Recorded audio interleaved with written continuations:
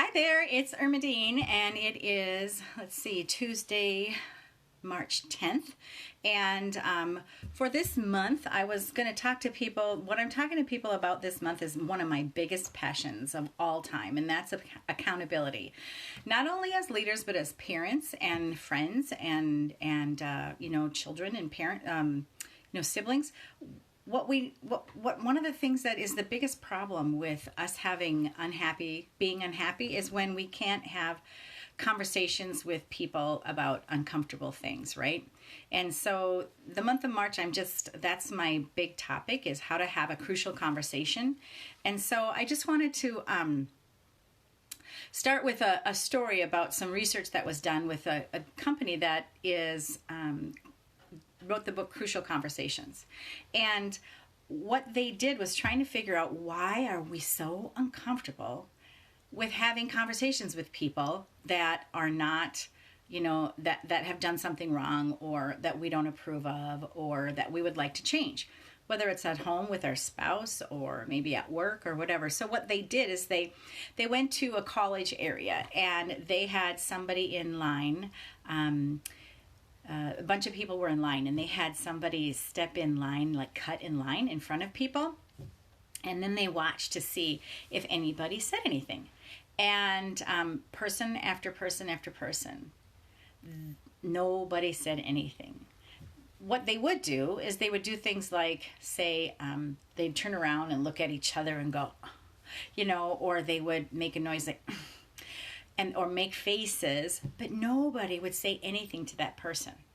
And so they thought, well, let's see if we can do. It's sort of like that show, What Would You Do, right? With John Quinones.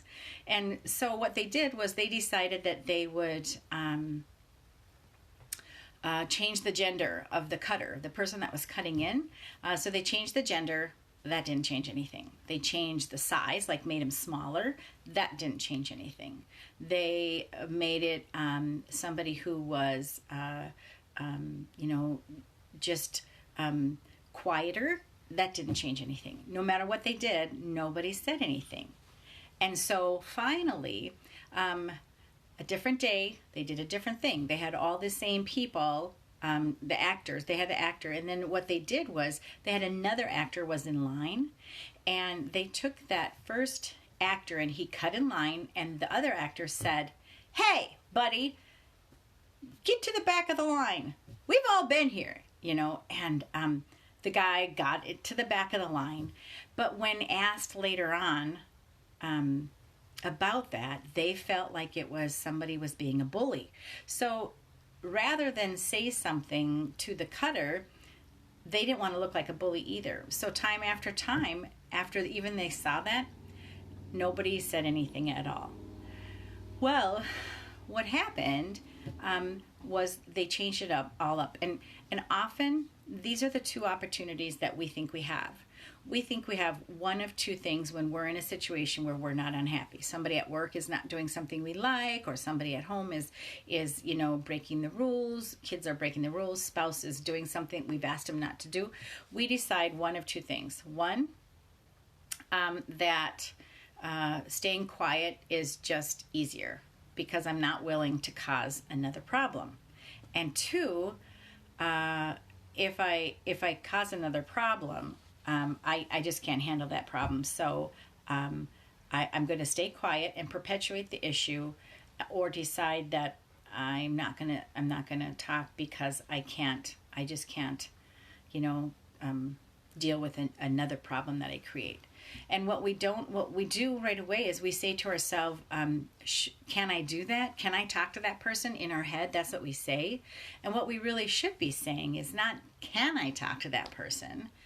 Because anybody can learn how to do it.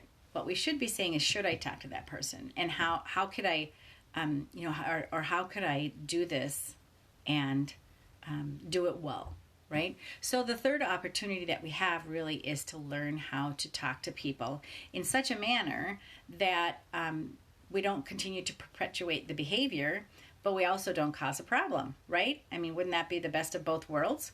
And so what I'm going to talk about this month is really, how do you have a really great conversation to tell somebody that you don't really like what they're doing, or what they're doing isn't reaching the standard. I mean, if you're an employer, maybe talk to somebody about tardies or attendance, or about productivity, or about quality of work. If you're at home, it's talking to somebody about if they keep their room clean, or they don't do dishes, or they're disrespectful in the way they talk, or they don't come home on time if they have a curfew, or who knows what. So what they did then in this research, which was so interesting to me, is they ended up getting two more actors, actually the same actors, and they had the guy cut in line, and then the second actor just looked at him and said, "Excuse me, but did you know, I'm not sure if you're aware of this or not, but we've been standing in line for 30 minutes. And kind of looked at him like that. And the guy went to the back of he was an actor, of course, but he went to the back of the line. Everybody else that was in line, they kept having people cut in line, cut in line, cut in line. And what they noticed was 80% of the people, given another choice, giving the ability to learn how to do it better, 80% of the people spoke up this time. And what's even better about it and interesting is not only did 80% of the people, speak up, but they all used the same exact words as the actor used. And he said, or she said, "Excuse me, I'm not sure if you're aware, but we've all been standing in line 30 minutes or more." And so the thing is that crucial conversations are difficult for everybody. Holding people accountable is horrible, and it's no fun. But when you're a leader, a parent, somebody who's feeling hurt, it's your responsibility to hold people accountable. It's your responsibility to say something. And the fact is that you can actually say something and do it in a manner, and you can learn how to do that. And so that's what I'm going to be unpacking this month. I'm excited about it, and I'm doing a lot of speaking on it, actually. Companies over and over and over are hiring me to teach their people how to have accountability conversations. And, crucial conversations are when stakes are high, there's difference of opinion, and emotions are running deep. And teaching people how to do that, because I am all about people getting along better, having a more efficient workplace, more productivity, higher quality, better employee engagement. When you aren't able to have good conversations, that stakes are high, even at home, it affects the whole family. It affects all of the relationships in the family. And so whether it's at home or at work, it's just something that is really, really important to learn how to do. I hope you pay attention this month. I'll be talking about this, and if you have any questions at all, don't feel, just send me a private message or anything. I love to help wherever I can. So take care. Have a great Tuesday, and I hope it stops snowing here in Minnesota. See you later.